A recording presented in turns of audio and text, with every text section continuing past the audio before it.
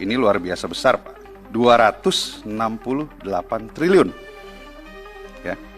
Saya ingin Bapak menjelaskan kepada kita. Contoh, ada alokasi untuk program digitalisasi MBG. Ini saya ngobrol sama teman-teman nih, Pak. Digitalisasi itu apa ya? Anggarannya besar sekali, Pak. 3,1 triliun. Sampai ada yang nyeletuk, Pak, bercanda. Mungkin makanannya dimasukin chip kali, gitu kan. Jadi kita bisa mendeteksi apa yang dimakan, nutrisi cukup apa enggak. Gitu. Nah, ini bercandaan. Tapi ini anggaran besar, Pak. Karena kalau kita perbandingkan dengan mitra-mitra kita yang lain, yang punya program digitalisasi secara nasional, ya, Kementerian Kesehatan misalnya punya program Satu Sehat, digunakan oleh ratusan juta, 200 juta lebih penduduk kita. Dimulai ketika COVID. Maka semua warga negara Indonesia pasti punya dulu namanya program Peduli Lindungi. Anggarannya 800 miliar sampai 1 triliun. Lalu BPJS Kesehatan juga punya aplikasi yang namanya Mobile JKN. Dimiliki oleh hampir semua warga negara Indonesia. Karena untuk berobat, ya berobat secara berjenjang, rujukan, berjenjang, harus punya yang namanya aplikasi itu, Mobile JKN. Anggarannya 1,5 triliun sampai 2 triliun. Nah, BGN ini akan punya program digitalisasi yang dianggarkan 3,1 triliun. Ini besar sekali, Pak. Bapak harus bisa mempertanggungjawabkannya. Ya, jadi disampaikan, dijelaskan ke kita, ini mau bikin apa sih sebetulnya? Ya, karena saya nggak mau, Pak. Saya nggak mau dalam beberapa tahun ke depan ada nih, gitu. Amit-amit. Saya tidak mau melihat, ya, pengelola BGN hari ini ada yang bermasalah hukum di kemudian hari. Jadi kita mau mengawasi secara detail apa yang akan Bapak gunakan. Untuk apa peruntukannya anggaran yang sebesar ini, ya. Ada lagi anggaran nih cukup besar. 3,886 triliun untuk koordinasi penyediaan dan penyaluran termasuk pembiayaan bla bla bla bla. Ya, mohon disampaikan ke kita, ini buat apa sih sebetulnya? Gitu ya. Lalu selanjutnya terkait dengan food tray, tadi disampaikan juga oleh Pak Zainul. Ini karena menjadi keresahan publik, mohon disampaikan, dijelaskan, karena banyak isu yang beredar baik di media mainstream maupun di media sosial terkait dengan food tray 201 buatan Cina yang sebetulnya berbahaya buat kesehatan kita, tetapi distempel made in Indonesia dengan standarisasi SNI. Apakah betul? Dan kalau betul, apa yang sudah dilakukan oleh BGN untuk memberikan sanksi kepada yang menggunakan ini? Dan ke depan bagaimana kita memastikan ini tidak ada lagi? Gitu. Mohon dijelaskan kepada kita. Selanjutnya terkait lapangan, Pak. Saya kebetulan mendapatkan laporan nih dari salah satu suku dinas di Jakarta. Masih ada temuan hasil dari inspeksi teman-teman suku dinas ketika mendatangi dapur SPPG. Ini di Jakarta loh, Pak. Mungkin daerah lain bisa lebih baik, bisa lebih buruk.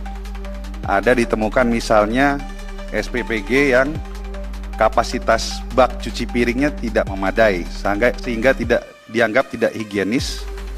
Ada beberapa SPPG yang pengelolaan makanannya di lantai dapur, Pak. Ada SPPG yang rawan lalat dan serangga terbang karena tidak ada alat perangkap serangga. Dan hampir semua SPPG yang dikunjungi ini petugasnya tidak menggunakan APD dengan proper, Pak. Ya, ini di Jakarta loh, Pak. Tempat di mana literasi penduduknya cukup tinggi. Saya nggak bisa ngebayang kalau di tempat lain yang literasinya lebih rendah. Mungkin SOP-nya tidak seketat di Jakarta diikutinya, gitu. Artinya, yang ingin saya katakan adalah dengan SOP yang sekarang masih rentan terjadinya keracunan-keracunan, Pak. Kemarin kan sempat muncul di media, ya, ada lembaga yang mengatakan bahwa per sekarang sudah ada 4.000-an anak yang terkena atau menjadi korban keracunan. Ya. Dengan bertambahnya SPPG, target menjadi 30.000 atau 25.000 sampai akhir tahun. Tanpa adanya perbaikan SOP, saya bukan mengharapkan, saya berharap tidak terjadi. Tetapi logikanya, jumlah anak yang menjadi korban keracunan bisa tambah banyak, Pak. Sehingga saya berharap betul-betul perbaikan SOP itu dilakukan dengan baik, dengan benar. Saya apresiasi lah satu hal, bahwa Bapak sudah mau melibatkan Badan POM. Ya. Bahkan tadi udah teman-teman beberapa menyampaikan muncul nih di SOP-nya atau di anggarannya Badan POM tahun depan, bahwa Badan POM mendapatkan penugasan untuk melakukan sampling terhadap produk makanan yang disajikan oleh BGN. Ya. Tapi saya minta nanti di kesimpulan, karena ini sudah menjadi kesimpulan kita di rapat dengan Badan POM kemarin, hari ini juga kita masukkan dalam kesimpulan kita bahwa penugasan yang diberikan kepada Badan POM untuk melakukan sampling terhadap program MBG menggunakan anggarannya BGN, ya. Karena Badan POM punya tugas-tugas lain yang sudah juga harus dijalankan. Fungsinya yaitu adalah melakukan pengawasan terhadap peredaran obat dan makanan. Dan anggarannya kecil, Pak. Nggak ada sampai 268 triliun. Berapa sih BGN? 3 triliun dan setengahnya habis untuk program dukungan manajemen untuk bayar gaji dan lain sebagainya. Jadi nanti mohon saya usulkan dimasukkan dalam kesimpulan kita sesuai dengan kesepakatan dalam rapat dengan Badan POM kemarin, bahwa program dari Badan POM yang berkaitan dengan BGN dibiayai oleh Badan Gizi Nasional. Terakhir Bapak, saya tetap masih berpendapat bahwa pemerintah harus juga memikirkan atau melihat opsi lain dalam penyelenggaraan program MBG. Ini kita harus dukung penuh, yes. Kita dukung cita-cita Presiden mengentaskan gizi buruk, yes. Tapi opsi lain juga harus menjadi sesuatu yang bisa dipikirkan. Saya berkali-kali di berbagai tempat tetap mengedepankan atau mengusulkan kita mengembalikan program penyediaan MBG ini ke sekolah, Pak. Pak, sekarang ini rata-rata dapur menyiapkan makanan dari jam 11 malam, Pak. Dimasak mungkin jam 3, jam 4 pagi. Didistribusi jam 7 pagi. Dimakan mungkin jam 11, jam 12 siang. Jeda waktunya panjang, Pak. 7 jam, 8 jam. Sehingga risiko kontaminasi pasti ada, Pak. Bukan cuma kontaminasi bakteri. Kalau kayak yang kita dapatkan di berbagai laporan di media, ini kan terbukti nih, sampel yang diambil ada bakterinya nih, streptop, apalah saya nggak ngerti lah. Tapi rasanya juga pasti berubah, Pak. Dari masak subuh, disajikan siang pasti berubah.